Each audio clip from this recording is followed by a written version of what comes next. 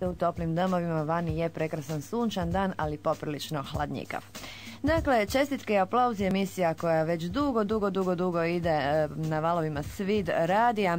Mi ćemo zvati redom naše slušatelje, čestitati im rođendane, a ja ću prije svega uputiti iskrene čestitke, dakle, nogometnom klubu Rijeka i Armadi. Jučer je to ipak bio veliki događaj.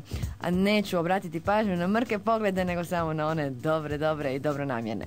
Dakle, neću puno više sad ni pričati, prepustit ću posao mojem kolegi koji će upravo odabrati prvi broj, nazvati dakle prvog potencijalnog čestitara.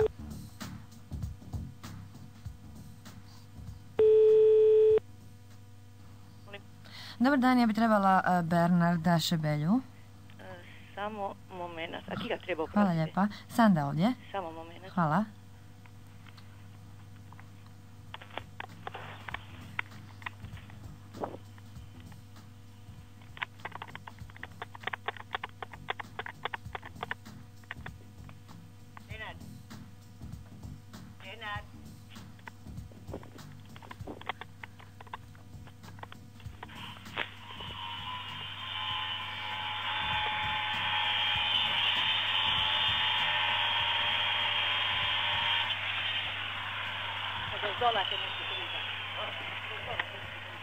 Molim.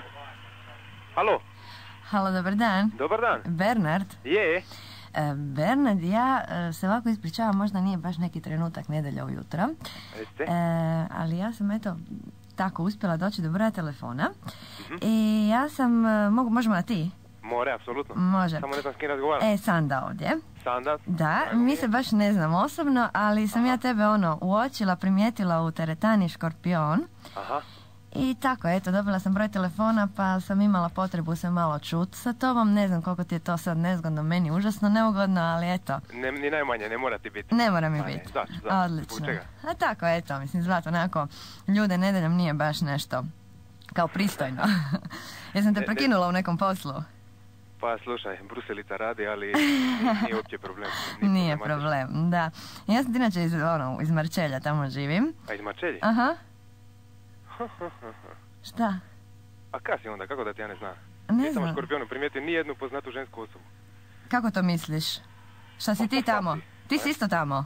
Pa po broju telefona vidiš, valjda. A ja, da, do duše. Razumiješ? Da.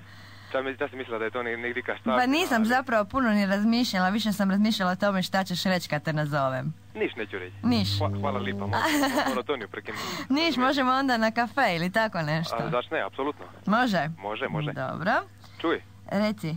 Čekaj malo. Hala, reci, kada?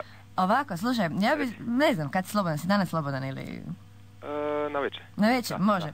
Da. Ovako, onda ću iskoristiti priliku, pa mi kad se na večer nađemo, aha, a sad već ću ti ovako to lagano najaviti, to će biti sve vezano za 24. studeni. Ča, 24. Za 24. studeni. Taj naš susret, jel može? Čekaj malo, to je za mjesec dana. Kako za mjesec dana? A studeni govoriš? Da. Jel ti to nešto znači, taj 24. studeni? 24. studeni? Da. To ti je 4 dana unazad. Bernard. Rođendan, vidiš. Ajme, meni kako si to zaboravio.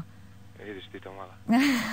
Što je to tako neki Kuda ti to znaš te informacije? Ajoj, tajni izvor, a? Tajni izvor, totalno tajni izvor. Slušaj otkud znam. Reci.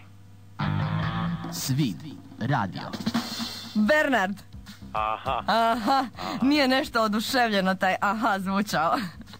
Bernard, reci. Šta da ti kažem, sretan ti rođendan. Hvala. Može.